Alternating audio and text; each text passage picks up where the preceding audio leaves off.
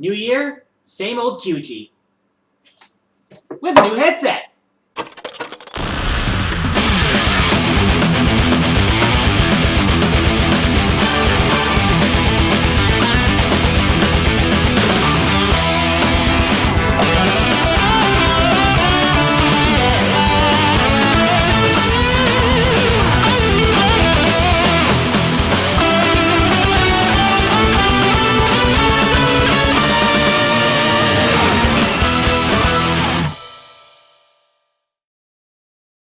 2013 is over and done with, and man oh man, what a year it was. Sony and Microsoft unveiled their big guns, Kickstarters made front page news, and of course we got lots and lots of awesome new games. So today I'm taking a look back at the year that was, at least from my perspective. I was going to make this a top 10, but my horizons grew so much this year that I had to up the ante. Anyways, I'm keeping the one per franchise rule and no fan-made games are allowed. Also, if there are some games that you played this year that I didn't, feel free to share your favorites, I'd love to hear them. But for now, it's game time! Superhero games have a history of being hit or miss. Let's face it, for every Batman Arkham City, there's bound to be a Superman 64. So it's good to know that Injustice Gods Among Us does justice to the DC brand. Developed by NetherRealm Studios, Injustice takes as much of the Mortal Kombat style of fighting that can be allowed in a T-rated game, and managed to make it work in a way that makes their last attempt at a DC fighting game look like a joke. Fighting is intense, the super moves are pure eye candy, and the roster brings together a rogues gallery of heroes and villains from DC's storied collection.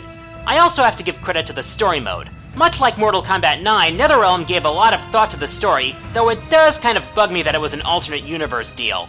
My biggest complaint, and the reason the game isn't any higher than number 15, is the fact that the version I got was the Wii U version, which pretty much got left in the dust by NetherRealm, having never gotten some of the features that the other versions received. NetherRealm, I love you and all, but seriously, dick move, guys.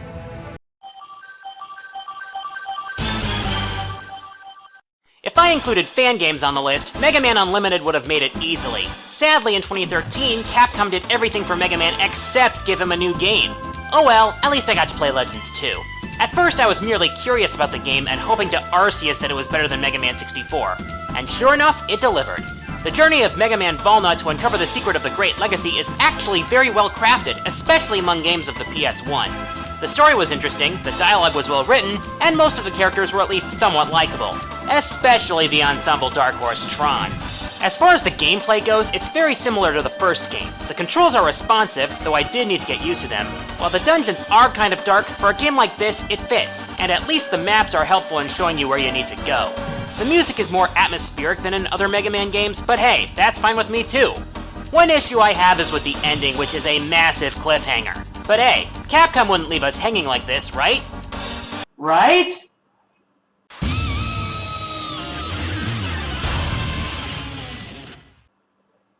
Fuck you!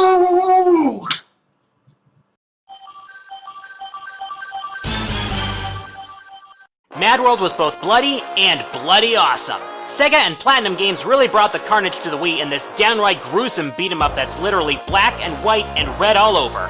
Following Jack's quest to the top of the Deathwatch ranking is really fun, especially since the game challenges you to kill the endless moves with as much creativity as possible. Almost anything that's not nailed down, and some things that are nailed down, can be used as weapons, and the more pain you inflict and the more creative you are with your kills, the more points you can get. I mean, where else can you get someone stuck in a tire, shove a signpost through their skull, and then slam them into a wall of spikes? The controls are usually smooth as butter, and the game gives you so much to work with. Also, I have to give credit to the writers. Not only for the intricate story underlying all the carnage, but for the downright hilarious commentary from the Deathwatch announcers. I mean, just listen to these guys! Jack better mind the vortex. He could be sucked to his death if he's not careful. Generally not a bad way to go, but in this case, it's something to avoid. Seriously, these guys had me laughing the whole time. As for the soundtrack, the hip-hop tracks in this game are surprisingly good, especially boss themes like You Don't Know Me and my personal favorite, Look Pimpin'. The boss fights themselves run the gamut from groan-worthy to freaking amazing! True, the game is kind of short, but man, do they pack a lot of action into it. One last thing, Jack came in. Certified badass. I don't help people, I kill them. Green Scorpion, you magnificent bastard, you've hooked another one. Yep, I'm a League of Legends player now. I honestly didn't think I'd have as much fun with this game as I ended up having. League of Legends, or LoL as some people like to call it, is a multiplayer online battle arena, or MOBA, which sees teams of players in control of various characters known as champions fighting to the death, and varying lengths of respawn time. The champions, in all honesty, are what really sell this game.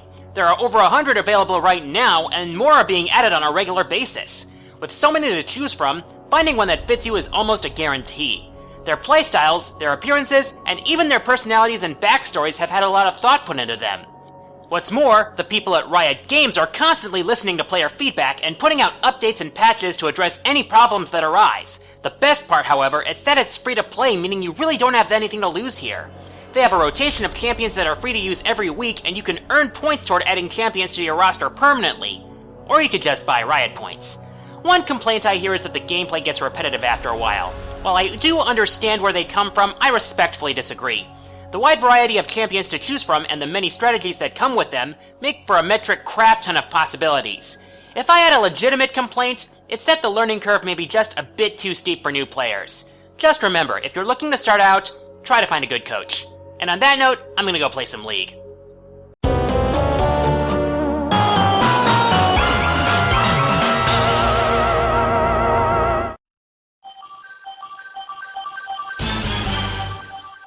And this is where I lose all credibility in the eyes of my fans. Okay, I admit it. Explaining why I put Mabinogi over League of Legends is going to be a risky endeavor, but please, hear me out.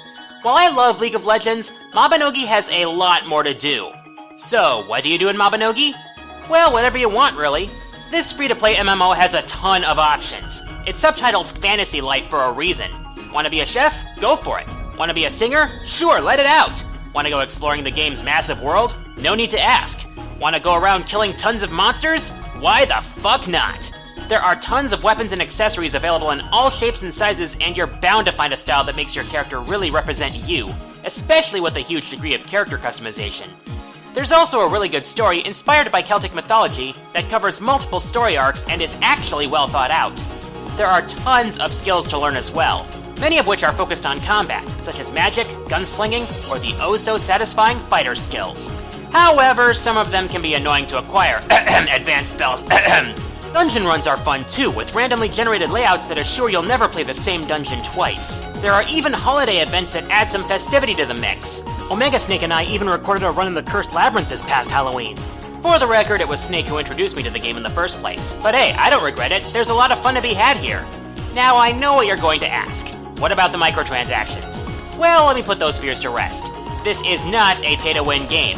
The microtransactions are only there to add more variety to the game. That's not to say that they're useless, there are some really good ones here. There's so much more I could say about Mabinogi, but I still have 10 more games to cover. One last thing. Fear my flaming black horse! Have I ever told you about how awesome Way Forward is? Anyone who pays attention to Kickstarter probably knows about Shantae HalfGenie Hero and its awesome campaign. But how many of you have played the original Shantae? My guess is that until Shantae's Virtual Console release, that number is probably really low. I sadly was not among those people, and to be honest, I was missing out big time. This game is honestly one of the best games in the entire Game Boy Color library. This platforming adventure follows the story of the title Half-Genie as she journeys across Sequin Land to stop the nefarious plans of the Lady Pirate, Risky Boots. Shantae herself is a very likable character, as are many of the people in the game. The various labyrinths throughout the game have a distinct Metroid feel to them. However, very much unlike Metroid, our sexy heroine's upgrades mainly come in the form of belly dances. No, that is not a joke. These dances unlock unique transformations that possess special powers needed to progress through the adventure. Aside from that, this game just looks and sounds great. The various environments really take advantage of the Game Boy Color's limited capabilities, and the music is just a pleasure to listen to. Put it all together, and you have a true cult classic that is now just getting its due. Now do you see why I'm hyped for HalfGenie Hero?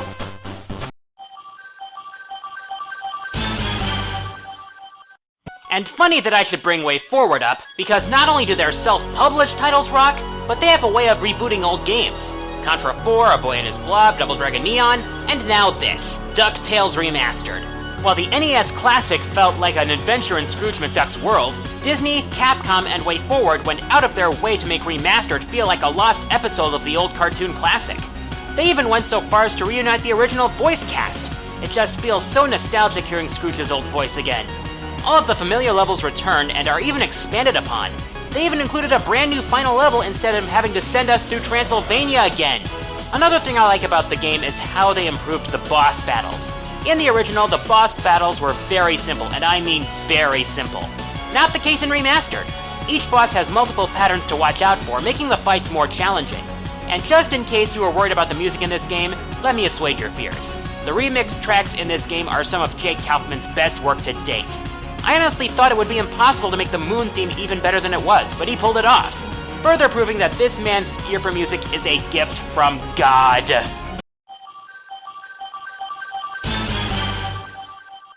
Okay, this is a late entry, and yet another game to which I was introduced by Omega Snake. Let me make one thing clear. I am not a fan of most first-person shooters. I don't hate them, they just don't appeal to me for some reason. Two exceptions to this are Team Fortress 2 and number 8 on this list, Borderlands. In all honesty, most FPS games seem very similar. Run to point, shooting everything that moves. Thankfully, Gearbox Software decided to give the genre a swift kick in the ass by giving some mission-based RPG elements to this game. Aside from the fact that there are a crap ton of missions, said elements are what really make Borderlands stand out. Whether it's the skills for the 4 different classes you can build up, the way you can tell whether you're outmatched, or, I didn't forget them, the 87 bazillion guns that litter the surface of Pandora. These guns run the gamut. Rocket launchers, shotguns, pistols, sniper rifles, even alien technology. Some of them even have elements attached to them.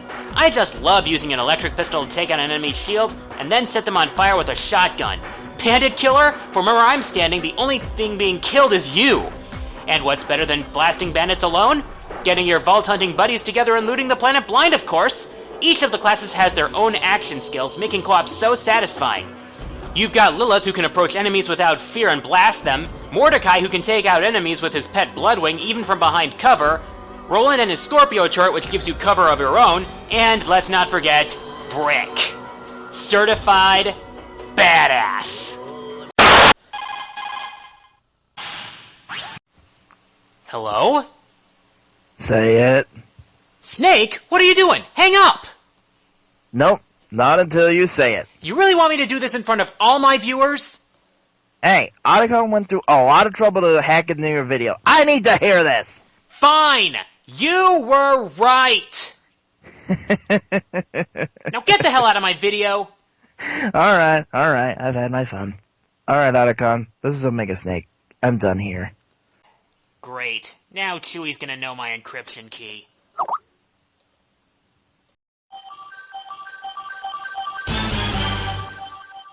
For the longest time, I've been hearing about Earthbound and how underrated it was. A lot of people, including some of my friends, have talked about it on multiple occasions. So when it was finally announced for release on the Wii U's sorely underutilized Virtual Console, I was hyped, because I could finally see firsthand what all the fuss was about. And you know what? After having played it, I can say, I get it. Sweet, merciful Palutena, I get it. Now let me get this out of the way. As far as gameplay goes, Earthbound is, for the most part, rather standard. You encounter enemies in turn-based combat, you have your standard stats, you have your standard attacks and magic and whatnot. So what is it that makes Earthbound special? Simple. It's charm. Unlike most RPGs that stick to the fantasy theme, the setting for Earthbound is somewhat more rooted in real-world settings. Instead of goblins and dragons, we have stray dogs and piles of puke. Instead of spears and helmets, we have baseball bats and caps. The story is equal parts zany and profound, as our 4 heroes team up to find the key to defeating one of the most creepypasta villains of all time. Aside from the mix of zany characters, this game has so many little touches that I just love. One of these things is the rotating life counter. You don't die until the instant the counter hits 0, meaning you can swoop in and save a party member from the jaws of death. Also, the music is just memorable. I especially love the 4-side theme and Pokey Means Business. Speaking of Porky, he is so lucky I didn't play Earthbound before I made my hated characters list, or King Moron would have escaped easily. To wrap this up, Earthbound is a game that is just loaded with charm and has earned its place as pretty much the definitive cult classic. Now if we could just get the other 2 games.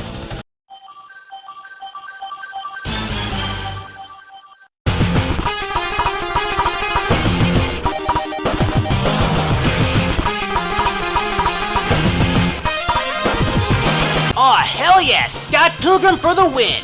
Having been a fan of old-school beat-em-ups, I'm actually surprised surprised it took me this long to play this game.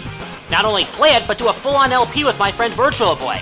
In what I feel to be one of the best license-based games available, Scott and his friends take to the streets of pixelized Canada to hunt down some evil exes, which are actually, for the most part, some pretty awesome boss fights, from a skateboarding movie star to a crazy ninja bitch to a giant mecha, and who could forget this monstrosity? Seeing that the graphic novel series that inspired the game is a loving tribute to nerd culture, there are so many references to other games that it's downright hilarious. The presentation of this game just oozes old-school goodness, from the pixelized environments and characters to the chiptunes by Anamanaguchi. I also appreciate the RPG elements that went into this game, and I just find it clever that you increase your stats by chowing down on munchies, reading books, and whatnot. These levels look great, from the streets of snowy Toronto to the final battle at the Chaos Theater and everywhere in between. But again, seeing that I love co-op, I was happy to learn that a DLC add-on gave us online multiplayer. I just had a great time recording that LP with Virtual Boy, and I hope to work with him again. Just one question. Why did it take so long for them to add that feature? Long story short, if you're a fan of games like Turtles in Time and Double Dragon, I highly recommend taking this game for a spin. Just a warning. Todd Ingram will be the death of your sanity. One of the hardest decisions on this whole list was deciding which Mario game to put on here. It was close between Luigi's Mansion Dark Moon, Super Mario 3D World, and Mario and Luigi Dream Team. But in the end, by the narrowest of margins, I went with 3D World. This has to be the best Mario platformer since Galaxy, and considering Galaxy is my favorite Mario game ever, that's an accomplishment. Being a direct follow-up to 3D Land, I thought it was going to be incredibly easy and only ramp up the challenge after the final boss. Thankfully, I was wrong there. The difficulty curve was smooth, and by the time I finished the game, I'd lost a total of over 60 lives. So what else did 3D World bring to the table? Well, plenty actually. First off, the 4-player co-op returns from New Super Mario Bros. U, but aside from Mario, Luigi, and Toad, Princess Peach joins the adventure. Also, unlike New Super Mario Bros. U, each of the characters handles differently, kind of like they did back in Super Mario 2. Of course, it's not a new Mario game without new power-ups, right? Yeah, there was the Shadow Clone Cherry, but we all know what the real star of the show was, right? Yeah, the cat suit. This thing allowed you to climb walls, dive at enemies, and claw them to shreds. This thing was powerful. Maybe even a bit too powerful. Aside from that, the environments are gorgeous, taking full advantage of the Wii U's HD, and the songs are awesome. I especially like the fact that repeat boss battles are rare in this game, and I just love the Captain Toad levels. I just wish there were more of those. One more thing. Rosalina is unlockable! Now between that and her recent confirmation as a playable character in Smash Bros. 4, does this mean that Nintendo is making Super Mario Galaxy 3? I seriously don't think we need it. What we do need is Mario in cyberspace.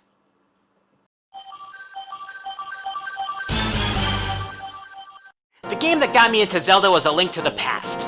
Its gameplay, story, and world were all superb. So when I heard that Nintendo was making a game that revisited that world, I was hyped. And the more I heard about it, the better it looked. So, how did it turn out? Do you really need to ask that? The Legend of Zelda: A Link Between Worlds is amazing. We were all waiting for an original Zelda game since Ocarina of Time 3D was released, and Nintendo once again delivered. Hyrule looks as wonderful as ever, and the soundtrack consists of both new themes and remasterings of old themes, and Link controls very fluidly on the 3DS. But then again, you expect all that from a Zelda game, right? So what makes this game any different from the many adventures of the Hero of Time? Simple. The game offers a much greater degree of freedom than many past games. Recent Zelda games pretty much said, go here, find this item, kill this monster, repeat until you save the world. However, in A Link Between Worlds, you can actually rent items from this shop, allowing you to tackle dungeons in a different order. And speaking of the dungeons, they are really well designed in this game. Each one makes full use of the item used to actually get inside, and they really take advantage of Link's new ability to merge with the walls. The story is also well thought out, although I can't help but feel that Yuga, the main villain, seems like a cross between Ganondorf and Girahim. In any case, this game is a more than welcome entry in the Zelda franchise, and if you have a 3DS, I highly recommend it. Also, I need to mention this little touch. Street Pass Shadow Link battles. I really need to find more gamer friends where I live. One issue. Of all the things they could have named the second world, why Lorule?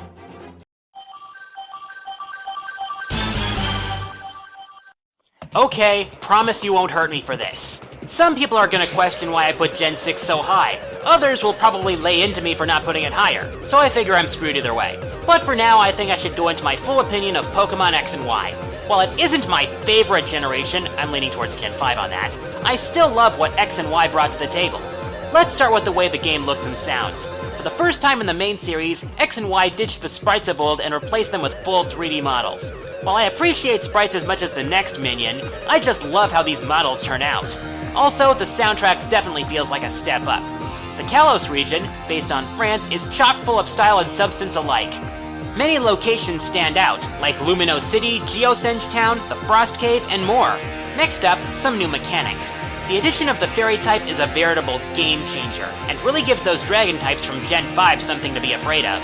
Pokemon Ami gives trainers a new way to interact with their Pokemon and have fun, while Super Training makes EV training a breeze and makes competitive battling much more accessible to impatient players.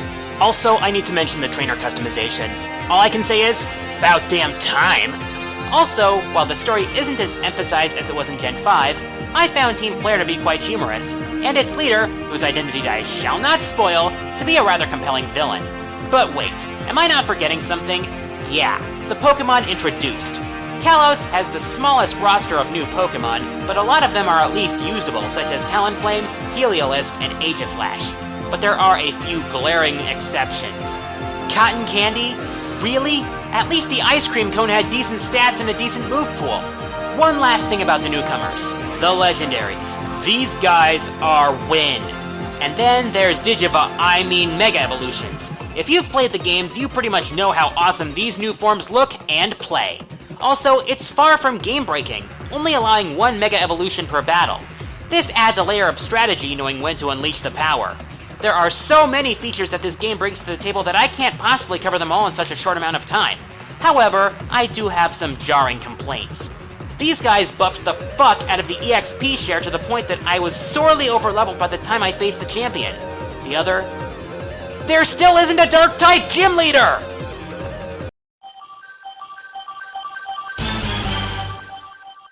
I'm going to be honest here. I never really got into Shadow of the Colossus. I never bought into the idea of a desolate overworld, I struggled with aggro's controls, and I lost interest after the first boss. On the other hand, I found myself loving Monster Hunter Tri on the Wii.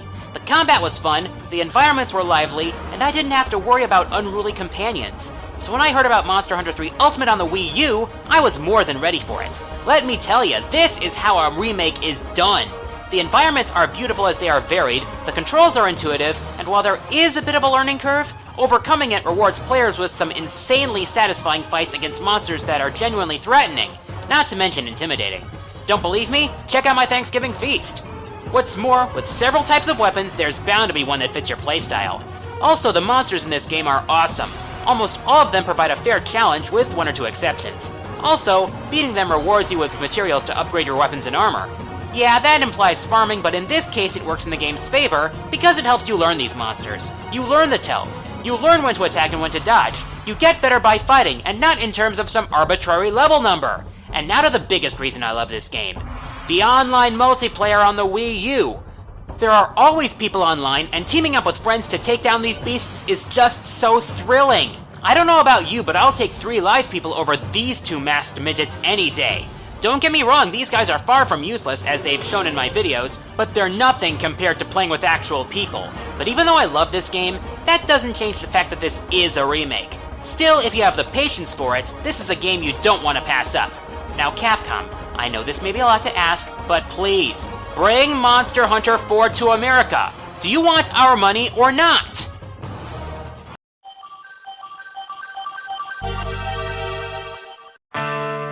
This is Hideki Kamiya of Platinum Games, a man known for creativity. He's worked on great games that don't hold your hand, feature great stories and characters, and deliver innovative gameplay. Sadly, many of his games have sold like crap. Such is the case with my favorite game of 2013. And in my eyes, it represents a big problem with gaming culture that people ignore games like this. For this game is truly wonderful.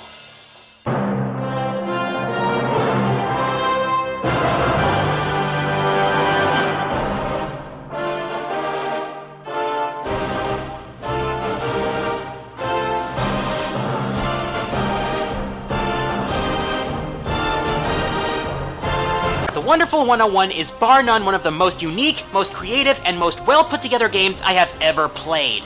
Not only do I think it's the best game on the Wii U, but I believe that this game alone justifies the purchase of the console. A loving tribute to Japanese superheroes such as Kamen Rider and Super Sentai, this game has something for just about every gamer out there.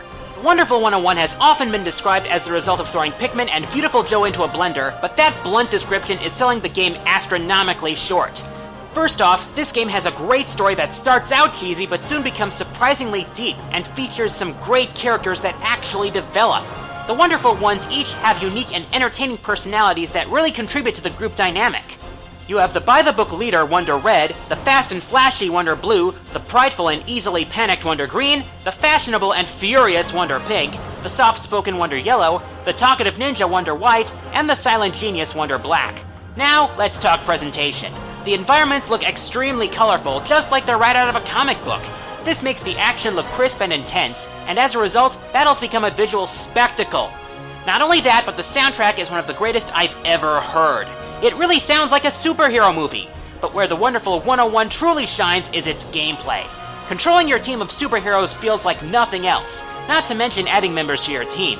But the main hook is the Unite morphs. These moves gather your teammates to form various weapons, from a giant hand to a massive sword to a bomb that slows enemies down. These techniques are vital not only to combat, but to puzzle solving as well. And speaking of combat, it is awesome! Whether it's hordes of small enemies to bash mindlessly, or bigger enemies that require more strategy, the battles never get boring. Not only that, but there are several segments that break from the norm, from 2D shooter areas to boss fights that play like Punch-Out of all things. Speaking of the boss fights, they are epic! These battles are impressive in scale, gameplay, and delivering the action. But the best part is that the game has tons of replay value to keep you coming back for more. Whether it's multiplayer missions, hidden characters to unlock, or just trying to get pure platinums on every mission. I know I sound like I'm fanboying here, but really, the Wonderful 101 is amazing. It's fresh new ideas like this that the gaming industry sorely needs, and it's easily my favorite game of 2013. If you have a Wii U and you haven't played this game yet, what is wrong with you? I'm the Quarter Guy saying here's to a wonderful new year of gaming!